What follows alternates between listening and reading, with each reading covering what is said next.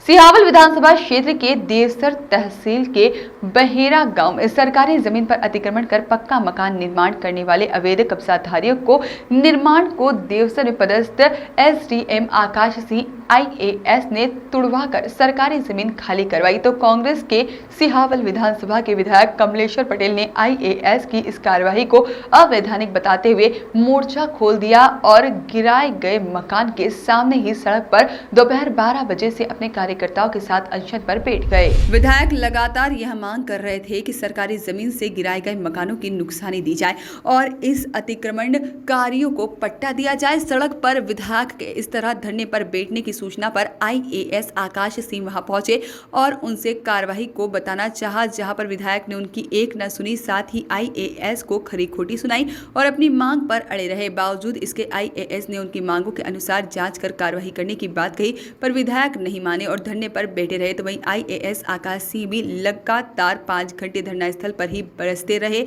पानी में खड़े रहे।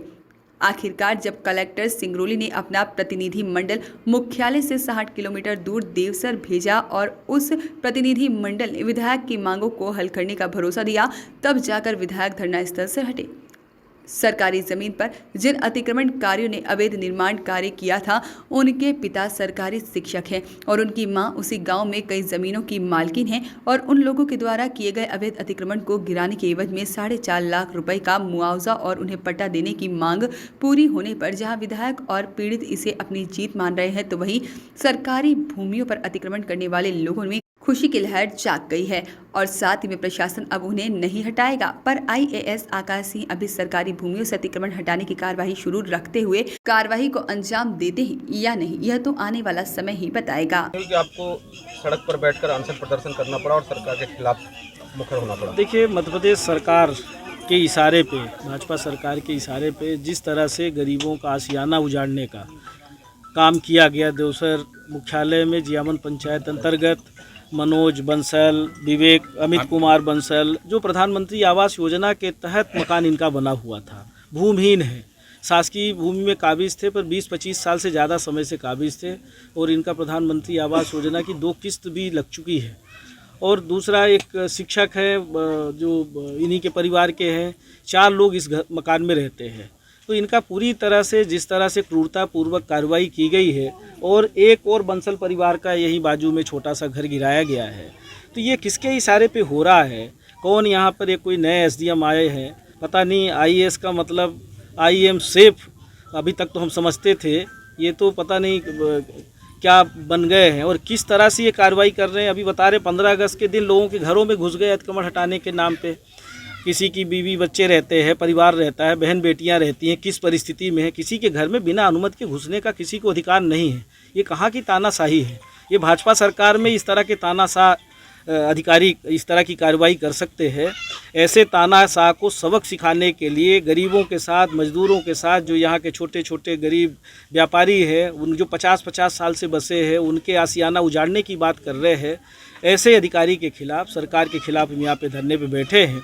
और सरकारी पैसे का दुरुपयोग है। अगर शासकीय राशि लगी हुई है, बिना किसी नोटिस के, कोई नोटिस नहीं दिया गया किसी को, और सीधे अतिक्रमण हटाने की कार्रवाई शुरू हो गई। अरे बहुत सारे ऐसे लोग हैं जो सरहंग हैं, शासकीय भूमि में काबिज हैं, वहाँ अतिक्रमण हटाने की किसी की हिम्मत नहीं है, पर गरीबों का अतिक्रमण हटाना है। तो गरीबों के साथ अगर अन्याय होगा तो कांग्रेस पार्टी का एक एक कार्यकर्ता, नेता, हम यहाँ के क्षेत्रीय विधायक हैं, हमारी क्षेत्र की जनता जनार्दन के साथ कोई भी अन्याय अत्याचार करेगा उससे हर स्तर की लड़ाई लड़ेंगे। और अभी तो हम गांधीवादी तरीके से यहाँ पर बैठे हुए हैं और हमने कलेक्टर को सूचना दे दी है कि हम यहाँ पे धरने पे बैठ गए हैं। जिस तरह से आपके एसडीएम ने यहाँ पे कार्रवाई की है, क्रूरतापूर्ण कार्रवाई की है बिना किसी सूचना के। अरे बारिश में तो चिड़िया का घोंसला भी नहीं उजाड़ते। और सरकार के नियम में है कि 30 जून से 30 अक्टूबर तक कोई भी रिहायशी इलाके का कोई अतिक्रमण नहीं हटाया जाएगा। तो कौन से नियम के तहत हटाया? पहली बात तो नोटिस देना चाहिए, ज़मीन का निरीक्षण करना चाहिए, पहले देखना चाहिए। जब बता रहे हैं यहाँ बिलख रहे थे लोग, हम तो देख रहे हैं उठा के वीडियो में देखा है, महिलाओं को उठा के बाहर फेंक रहे हैं। तो ये ज़्यादती तो हम नहीं बर्दाश्त करेगी यहाँ की जनता। और इस तरह के अधिकारी कर्मचारी या तो अपनी आदत में सुधार कर लें और नहीं तो यहाँ से बोरिया बिस्तर बांध के जाने के लिए भी तैयार रहे। कमलेश्वर पटेल तब तक नहीं उठेगा जब तक इन गरीबों को न्याय नहीं मिलेगा, जब तक सरकार की तरफ से जो इनका आशियाना उजड़ा है इनको राहत राशि नहीं देंगे, इनका घर बनाने के लिए लिखित में आश्वासन नहीं मिलेगा, तब तक हम जाने वाले नहीं हैं। हमने बहुत संघर्ष किया है और गरीबों मजदूरों के साथ किसी भी व्यक्ति के साथ अगर अन्याय होगा तो ये हमारे सिहावल विधानसभा क्षेत्र के कार्यकर्ता ने हमको इतनी ताकत दी है, यहाँ की जनता ने इतनी ताकत दी है, उस ताकत का हम पूरा इस्तेमाल जनहित में करेंगे। हम किसी से डरने वाले नहीं हैं। और एक वाकया हमने सुना है कि कल सरई में 2-3 गाड़ियों की लाइट फुड़वा दी एसडीएम ने। अरे कोई अगर कहीं गलत किया है आप जुर्माना करिए, आप कानून व्यवस्था हाथ में इस तरह से नहीं ले सकते कि किसी के लाइट फोड़वा दीजिए, किसी को झापड़ मार दीजिए। और यही अगर जनता तिरस्कार कर दे तो फिर क्या रह जाएगा, आईएएस की सारी दादागिरी उतर जाएगी। आईएएस का मतलब ये नहीं है।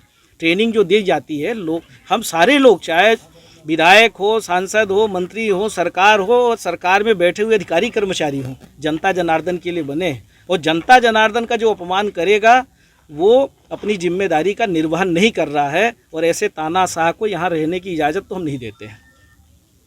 वॉइस ऑफ राइट्स के लिए सिंगरौली से आद्या तिवारी की रिपोर्ट।